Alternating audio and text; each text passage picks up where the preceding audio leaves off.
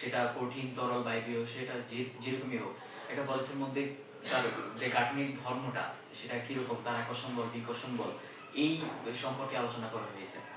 এরপর হচ্ছে আমরা বিভিন্ন ধরনের বন্ধন দেখতে পাবো, বিভিন্ন ধরনের একটা পদার্থের মধ্যে কি কি বন্ধন থাকতে পারে সেই বন্ধনগুলো নিয়ে আলোচনা। এরপর হচ্ছে আমাদের স্থিতিস্থাপকতা, যে মেইন যে টপিকটা আছে সেটা সম্পর্কিত আলোচনা, যে প্রথমে হচ্ছে আমরা স্থিতিস্থাপকতা জিনিসটা কি সেটা শিখবো। তারপর হচ্ছে আমাদের স্থিতিস্থাপকতা সম্পর্কিত বিভিন্ন রাশি, যেমন হচ্ছে আমাদের পীড়ন, বিকৃতি, অসহ বল বা ভার, অসহ পীড়ন, ঠিক আছে। তো এই সম্পর্কে হচ্ছে আমরা আলোচনা করবো। এছাড়াও বিভিন্ন অনেক রাশি আছে, সেই সম্পর্কে আমরা জানবো। এরপর হচ্ছে আমরা হুকের সূত্র দেখবো, যেটা খুবই ইম্পর্টেন্ট একটা সূত্র।